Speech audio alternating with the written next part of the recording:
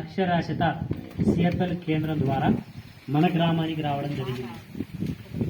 మేము మన గ్రామానికి ఎందు నిమిత్తం వచ్చామంటే ఆర్బీఐ కింద ఉన్నటువంటి బ్యాంక్స్ ఏవైతే ఉన్నాయో మనకి దర్శిపట్నంలో కెనరా బ్యాంకు, ఆంధ్రప్రదేశ్ గ్రామీణ బ్యాంకు, అలాగే SBI, bank of India, bank of Baroda, ఇట్లా ఈ బ్యాంకులన్నీ కూడా మనకి ఆర్బీఐకి అనుసంధానం కలిగి పనిచేస్తూ ఉంటాయి. అర్థమవుతుందమ్మా? వాటిలో ఉన్నటువంటి కొన్ని పథకాల గురించి మీకు అవగాహన చైతన్య కార్యక్రమం చేపట్టడానికి ఈ గ్రామానికి రావడం జరిగింది. దీనిలో భాగంగా మనకు వచ్చేసరికి ఇన్సూరెన్స్ స్కీమ్స్ 2 పథకాలు ఉన్నాయి. ఇన్సూరెన్స్ స్కీమ్స్ 2 పథకాలు ఉన్నాయి. ఆ పథకాలు వచ్చేసరికి ప్రధానమంత్రి జీవన్ జ్యోతి యోజన పథకం. ఈ ప్రధానమంత్రి జీవన్ జ్యోతి యోజన పథకం అనేది ఏ వయసు వాళ్ళు చేసుకోవాలయ్యా అంటే 18 నుంచి 50 సంవత్సరాల లోపు ఉన్నటువంటి వారు ప్రతి ఒక్కరు కూడా అర్హులే. మరి ఎందుకు చేసుకోవాలి ఈ ప్రధానమంత్రి జీవన్ జ్యోతి యోజన పథకం అయ్యా అంటే, మనము పొద్దున్నేస్తే కూలీ నాలి కాయా కష్టం చేసుకుంటూ మన పనిలో మనం నిమగ్నమై ఉన్నప్పుడు అన్ఎక్స్పెక్టెడ్గా మనకి ఏదైనా రిస్క్ జరిగితే మనకెవరైనా ఓవర్కి డబ్బులు ఇస్తారా? ఎవరివ్వరుగా, ఎవరు. అందుకని మనకి ఎవరైతే ఈ ప్రధానమంత్రి జీవన్ జ్యోతి యోజన పథకం ఇన్సూరెన్స్ చేయించుకుని 20 రూపాయలు కట్టుకోవాలా. ఈ 20 రూపాయలు కట్టుకుంటే 20 రూపాయలు కట్టుకుంటే ఉపయోగం ఏంటంటే, ఏదైనా ప్రమాదం రిస్క్ జరిగితే, ఏదైనా ప్రమాదం అంటే ప్రమాదం యాక్సిడెంట్ రూపంలో ప్రమాదం జరిగితే ఏదైతే బ్యాంకులో మనం 20 రూపాయలు కట్టుకున్నామో ఆ బ్యాంకు నుంచి ఆ కుటుంబానికి 2 లక్షల ఇన్సూరెన్స్ అనేది దీనికి కూడా వర్తిస్తుంది. ఎంత కడుతున్నాం మనం సంవత్సరానికి? 20 రూపాయలు. విషయం కాదు, అర్థమవుతుందమ్మా? పెద్ద అమౌంట్ ఏం కాదు. బట్ ఏంటంటే ఇది మనం చెప్పేది కాదు కాబట్టి ఇన్సూరెన్స్ అనేది ఏ టైం నడుస్తుంది.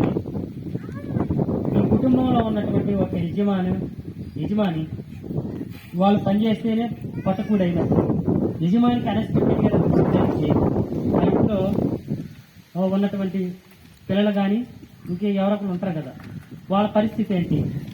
వాళ్ళ సొంత రక్త సంబంధికులైనా సరే ఒక 2 రోజులు ఇబ్బందిగా ఫీల్ అయ్యి అయ్యో పాపం అంటారు తప్ప ఒక 10,000 ఒక 10,000 ఎవరు కూడా ఊరకు ఉచితార్థంగా ఎవరు. మనం ఉన్నా లేకపోయినా మన పిల్లలు మన వాళ్ళు ఇబ్బంది పడకుండా ఉండాలంటే సంవత్సరానికి 430 రూపాయలు కట్టుకుంటే మంచిది. 2 లక్షలు ఇన్సూరెన్స్ వస్తాయి. అది సంవత్సరానికి. ఏదైనా ప్రమాదం చేస్తే యాక్సిడెంట్ లో ఇబ్బంది జరిగితే 2 లక్షలు ఇన్సూరెన్స్ వస్తాయి. అంతే. నేను చెప్తున్నా కూడా అదే. సుకన్య సమృద్ధి యోజన పథకం అంటే చెప్తానమ్మా, చెప్పడానికే. సుకన్య సమృద్ధి యోజన పథకం ఏ వయసు వాళ్ళు కట్టుకోవాలయ్యా అంటే 1 నుంచి 10 సంవత్సరాల లోపు ఉన్నటువంటి వారు, చిన్నపిల్లలు 1 నుంచి 10 సంవత్సరాల లోపు వాళ్ళే. ఆ పైన ఉన్న వాళ్ళు అర్హులు కాదు. 1 నుంచి 10 సంవత్సరాల లోపు ఎవరైతే ఉంటారో వాళ్ళు మాత్రమే దీనికి అర్హులు. మరి ఈ సుకన్య సమృద్ధి యోజన పథకం ఎక్కడ కట్టుకోవాలయ్యా అంటే, మన ఊరిలో పోస్ట్ ఆఫీస్ ఉంటే పోస్ట్ ఆఫీస్లో కట్టుకోవచ్చు. లేదు అంటే మనకు దగ్గరలో ఉన్నటువంటి బ్యాంకులో, మీకు దగ్గరలో ఉన్నటువంటి బ్యాంకులో మీరు ఏ బ్యాంకులో ఖాతా ఓపెన్ చేస్తున్నారో అదే బ్యాంకులో సుకన్య సమృద్ధి యోజన పథకాన్ని కట్టుకోవచ్చు. మరి ఎంత కట్టుకోవాలయ్యా అంటే నెలకొచ్చేసరికి 250 రూపాయలు కట్టాలి. ఇంకా దీనికంటే తక్కువ కట్టడానికి అవకాశమే లేదు. మన స్తోమతను బట్టి ఈ 250 రూపాయల కంటే తెచ్చి కట్టుకునే దానికి అవకాశం ఉంది. ఫర్ ఎగ్జాంపుల్ చెప్తున్నా, ఒక పాపకి మనం వచ్చేసరికి నెలకి 250 రూపాయలు కడతాం. ఎన్ని సంవత్సరాలు కట్టాలయ్యా అంటే 14 సంవత్సరాలు కట్టాలి. 14 సంవత్సరాలు కట్టాలి. ఈ 14 సంవత్సరాలకు గాను నెలకు 250 రూపాయలు చెప్తున్నా 14 సంవత్సరాలకు గాను మనం బ్యాంకులో ఎంత కడతామంటే 45,000 రూపాయలు కడతాం. మీ యొక్క బ్యాంకులో కానీ పోస్ట్ ఆఫీస్లో కానీ 45,000 రూపాయలు కడతారు. ఆ తర్వాత మనం జాబ్ కట్టించుకోవాలి. రిమైనింగ్ 6 సంవత్సరాలు గవర్నమెంట్ కడతాం. అంటే పాపకి 20 సంవత్సరాలు నిండిన తర్వాత మనం కట్టిన 45,000 రూపాయలు ఏవైతే ఉన్నాయో ఆ 45,000 రూపాయలకి ఇంట్రెస్ట్ వడ్డీ కలిపి మొత్తం మనకి ఎంత ఇస్తారయ్యా అంటే 1,50,000 రూపాయలు మనకి ఇస్తారు. ఈ 1,50,000 రూపాయల్లో మనం ఎంత కట్టాము? 45,000 కట్టాము. ఈ 1,50,000లో మన 45,000 తీసి పక్కన పెట్టి వడ్డీ రూపంలో మనకి ఎంత వచ్చింది? 1,05,000 రూపాయలు మనకి అదనంగా వచ్చాయి.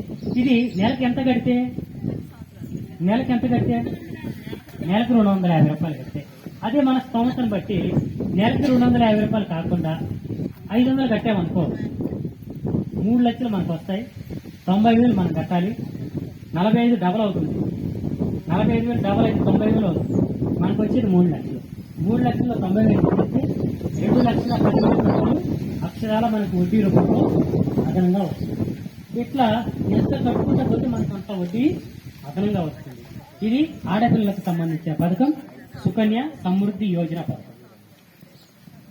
14 సంవత్సరాలు కట్టాలి.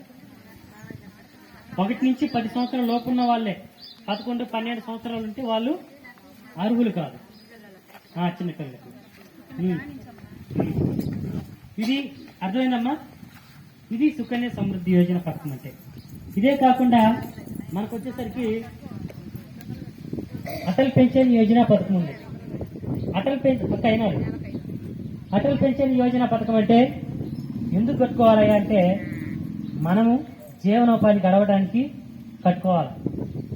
ఎక్కడ కట్టుకోవాలి అంటే ఇది కూడా మనం ఎక్కడైతే బ్యాంక్ అకౌంట్ ఓపెన్ చేస్తున్నామో అదే బ్యాంకులో అటల్ పెన్షన్ యోజన పథకాన్ని కట్టుకోవాలి. మరి అది కట్టుకుంటే ఏందయ్యా ఉపయోగం అంటే మనం ఇప్పుడు వయసులో ఉన్నప్పుడు ఇప్పుడైతే ఏ పనైనా మనం చేయగలుగుతాం. పని చేస్తాము, జీవనోపాధి మనకి గడిచింది. మరి వయసు మళ్ళిన తర్వాత పని చేస్తారా మీరు? వయసు మళ్ళిన తర్వాత మనం ఎవరం కూడా పని చేయలేము. మనకి జీవనోపాధి కావాలి. మన కొడుకులు మన కూతుర్లు చూడొచ్చు, చూడకపోవచ్చు. దాని గురించి పర్టికులర్గా ఎవరు చెప్పలేరు. ఓకేనా? మరి వయసులో ఉన్నప్పుడు, ఏ వయసులో 18 నుంచి 40 సంవత్సరాల లోపు ఉన్నప్పుడు మనం బ్యాంకులో పెట్టుబడి పెట్టుకోవాలి. పెట్టుబడి అంటే నెలకు వచ్చేసరికి 1,50,000, 2 లక్షలు పెట్టుబడి కాదు.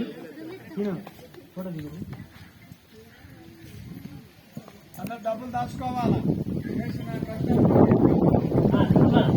మనం పెట్టుబడి పెట్టుకోవాలి. పెట్టుబడి అంటే 10 లక్షలే కాదు. నేను చెప్తున్నాను, నెలకొచ్చేసరికి 42 రూపాయలు బ్యాంకులో కట్టుకోవాలి. నెలకొచ్చేసరికి బ్యాంకులో ఎంత కట్టాలి? 42 రూపాయలు కట్టుకోవాలి. 42 రూపాయలు ఏ వయసులో కట్టుకోవాలంటే 18 నుంచి 40 సంవత్సరాలు లోపు ఉన్నప్పుడు మాత్రమే. 40 దాటితే అవకాశం లేదు. మళ్ళా 40 సంవత్సరాలు లోపు ఉన్నప్పుడు 42 రూపాయలు మనం బ్యాంకులో ప్రతి నెల బ్యాంకులో కడితే మనకి ఎప్పుడైతే 60 సంవత్సరాలు నిండిద్దో అప్పుడు ప్రతి నెల 1,000 రూపాయలు పెన్షన్ వస్తాయి. ప్రతి నెల 1000. మనము 84 రూపాయలు ప్రతి నెల బ్యాంకులో కడితే 2,000 పెన్షన్ వస్తాయి. 126 రూపాయలు ప్రతి నెల మనం బ్యాంకులో కడితే 3,000 పెన్షన్ వస్తాయి. 168 రూపాయలు మనం ప్రతి నెల బ్యాంకులో కడితే 4,000 పెన్షన్ వస్తాయి. 210 రూపాయలు ప్రతి నెల మనం బ్యాంకులో కడితే 5,000 పెన్షన్ వస్తాయి. ఇంకా దీనికంటే పెన్షన్ రావు. ఇది ఎవరిస్తారు మనకు 5,000 పెన్షన్ అయ్యా అంటే బ్యాంకు వారు ఇస్తారు. బ్యాంకు వారికి ఎవరిస్తారయ్యా అంటే కేంద్ర ప్రభుత్వం ఇస్తారు. బ్యాంకులో ఉన్నటువంటి పథకం అటల్ పెన్షన్ యోజన. ప్రతి నెల మనకి బ్యాంకులో 5,000 పెన్షన్ వస్తాయి. మనం ఇప్పుడు 210 రూపాయలు ప్రతి నెల బ్యాంకులో కట్టే. అర్థమైందా? ఈ యొక్క 5,000 మన దగ్గర ఉంటాయి. వృద్ధాప్య పెన్షన్కి మనం ఎలిజిబుల్ అయి ఉంటే వృద్ధాప్య పెన్షన్ ఒక 4,000 వస్తాయి. రాష్ట్ర గవర్నమెంట్ ఇస్తుంది. అర్థమవుతుందా? వృద్ధాప్య పెన్షన్ ఒక 4,000, కేంద్ర ప్రభుత్వం మన బ్యాంక్ నుంచి ఒక 5,000, మొత్తం 9,000 మన దగ్గర ఉంటాయి. మనం పని చేసినా చేయకపోయినా మనకి పెద్దవారికి వయసు మళ్ళిన తర్వాత జీవనోపాధి ఆ డబ్బులతో బతికేయచ్చు. ఓకేనమ్మా. ఇది కట్టుకున్నటువంటి వ్యక్తి అన్ఎక్స్పెక్టెడ్ గా ఏదైనా రిస్క్ చెందితే ఎవరైతే మీ యొక్క ఖాతాలో నామినీగా ఉంటారో, మీ భర్త కావచ్చు, మీ కొడుకులు కావచ్చు, మీ కూతుర్లు కావచ్చు, ఈ డబ్బులన్నీ నామినీకి చెందుతాయి. వాళ్ళు కట్టేది మీరు 60 సంవత్సరాలుగా కట్టి ఉంటే మనం కట్టకపోతే ఇంక దానికి కంటిన్యూ చేయాల్సిన అవసరం లేదు. ఆ డబ్బులు అనేవి నామినీకి చెందుతాయి. వాళ్ళకి పెన్షన్ వస్తాయి. ఇదే పెన్షన్ ఎవరైతే నామినీగా ఉంటారో వాళ్ళకి చెందుతాయి ఆ డబ్బులు.